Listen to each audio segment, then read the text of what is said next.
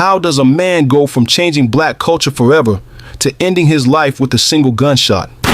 It all started on September 27, 1936, in Chicago's Bronzeville neighborhood, a vibrant, culturally rich black community shadowed by poverty and segregation. Don Cornelius, born into a world that didn't want to see him win, carried the weight of being black in America long before he ever stepped behind a camera. Growing up, he didn't dream small. He dreamed loud, in a place where dreams often got buried beneath broken sidewalks and broken systems. After serving in the Korean War, Cornelius came home to a harsh reality. No money, no connections, and a family to support. He hustled every way, selling tires, insurance, even serving as a Chicago police officer. Nothing was beneath him. Everything was survival. But Don had a voice, one that couldn't be ignored. He eventually landed a job as a DJ and newsreader for WVON, a black-owned radio station. And from there, he cracked the impossible: television. In an era where black faces were barely seen, Don didn't wait for permission. In 1970, with just $400 and a borrowed camera crew, he created something the world had never seen before: Soul Train.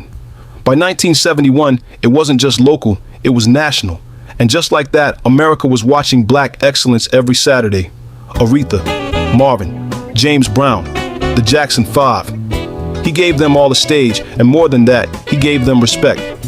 I just wanted black people to be seen, to be celebrated, not explained, Don once said. Soul Train wasn't about imitation, it was about representation. The dancers, icons, the style, unapologetically black, the vibe, untouchable. Even when Dick Clark tried to copy his success with Soul Unlimited, the community said, hell no.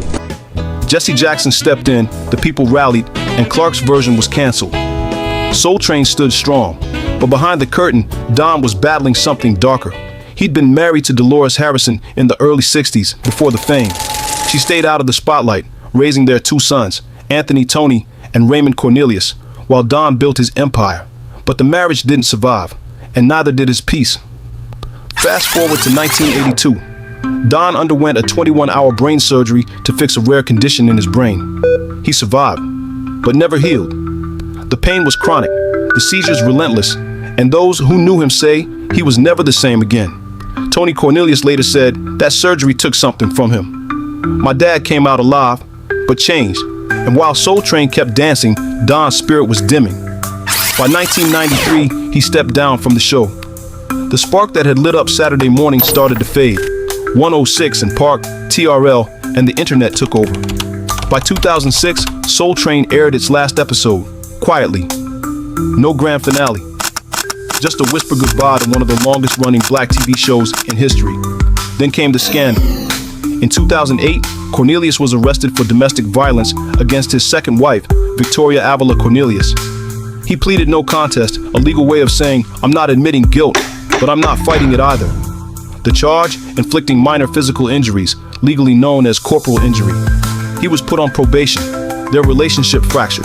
They divorced. But here's the twist. Despite everything, Don left Victoria a $300,000 life insurance payout after his death.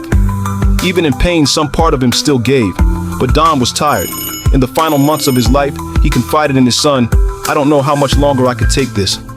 On February 1st, 2012, at the age of 75, Don Cornelius died from a self-inflicted gunshot wound to the head in his Los Angeles home. Just like that, the man who gave us black joy left this world in unbearable sorrow. But he also left something bigger, a legacy that rewrote television, a platform that shaped black culture, a show that told America, we're here, we matter, and we're beautiful. He gave us a platform when there were none, said Smokey Robinson. It's hard to imagine that a man who brought so much joy to millions was battling so much pain behind the scenes. He gave black culture its own red carpet when there wasn't one. He gave unknown dancers their first spotlight and unknown artists their first microphone.